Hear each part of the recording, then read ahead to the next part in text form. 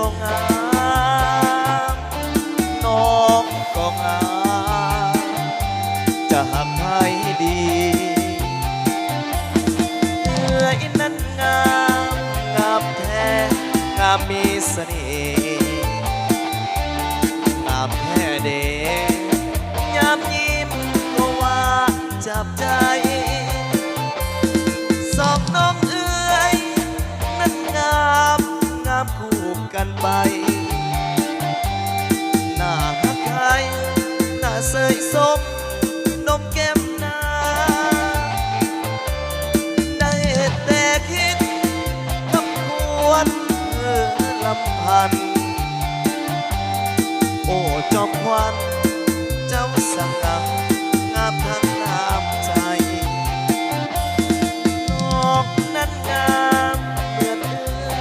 งามบ่มีผิดได้แต่คิดบ่หูจะตัดสินใจสองน้องเอ้ยนั้นงามงามคู่กันไปฮักเอื้อยใหญ่ยังนางน้องผู้ถือพาอุกใจนักเมื่อหานั้นมีปัญหาอยากนักหนาเพราะสองคนถือพาพร้อมกันเอื้อยก็งามน้องก็งามจะหักให้ดี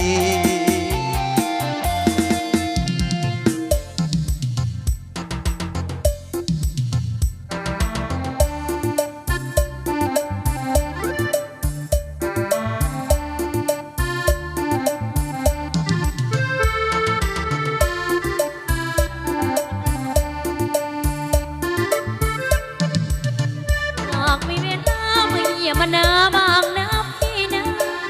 อย่าโม้ไปหาแสงไฟในเมืองบางค่ะ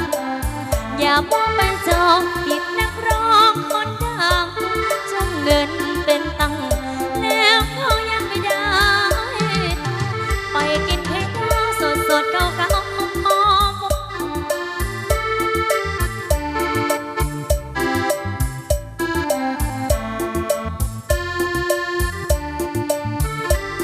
ไปคว้ามาหมอระวังตัวหน่อยนะ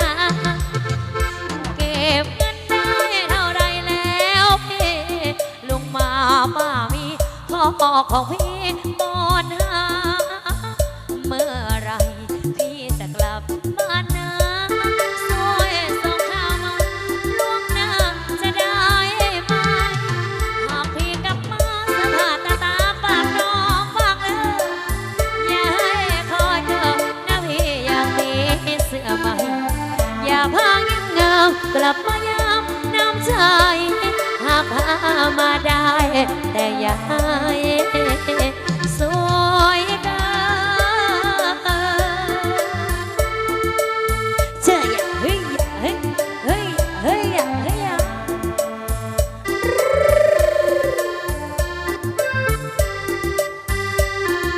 พอนแล้วอย่าลืมเกี่ยวกันนะพี่น้องเด้อรอเก็บเงินได้เท่าไรแล้วพี่ลุงมาป้ามีพ่อของพี่บอนหา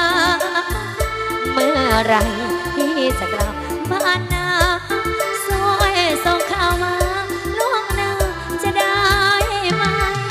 หากพี่กลับมาสภาพตาปากน้ำบางเลยอย่าให้คอยเกินนะพี่ยังมีเสื้อใหม่อย่าพังยังงามกลับมายามน้ำใจหากพามาได้แต่อย่าให้สวยเกินขอบมุกขอใจเด้อทั้งมวลใจนะจากอายใหญ่ทั้งป่าใหญ่ใจดีเนาะให้เราไม่รวยสุขภาพแข็งแรงเด้อให้กิ๊กเป็นร้อยให้เมียน้อยอายเป็นพันกันแล้วกันจ้า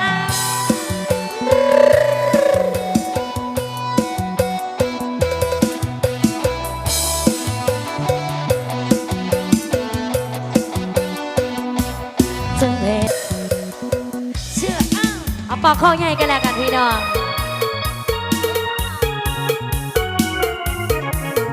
เอาโมกระใจทั้งมันได้ใจกันแล้วกันได้พี่น้องได้ เอาปลาเขาใหญ่มาห่อนแล้วปลาเค็งหน่อยไปอยู่ไสเนาะ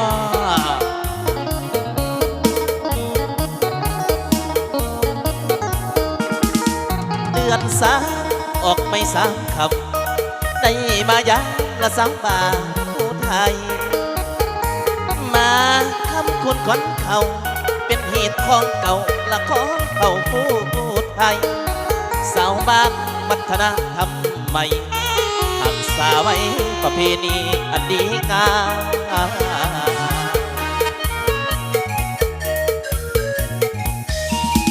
สาวเอ้ยมีคู่แล้วบอกอายอยากขอเพียงคู่ซ้ำไว้ มาปลูกพริกหน้าแล้งผู้สาวแก้มแดงโอ้ยน้องจงเห็นใจโปรดสงสารไอ้เบาบ้านไกลผู้ที่มาเป็นเคยแม่นาโอ้เดเอเอเอเอโอเดสาวผู้ไทยเอ้ยโอเดสาวผู้ไทยเอ้ยแกเอ้ยสาวผู้ไทยนั่นเอ้ยน้องให้นักอดนอสาจำ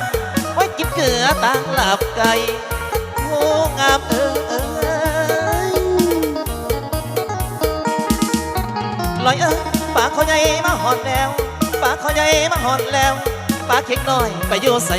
ปากเค็งน้อยไปอยู่สาลาลา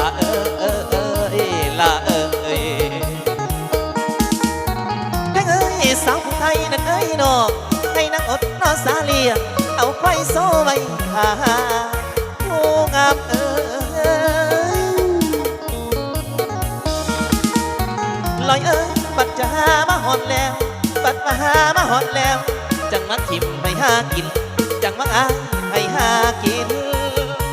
ได้เด้อได้เด้อหอยยิ้มพิมพ์ผ้าบางสับน้องนั้นงามเนื้อทีธิดางามตำหูเขียนฝ่ายมางามหลายสาวผู้ไทยคนสางามสิมีเสือน้ำคำน้องลาอายอยากมา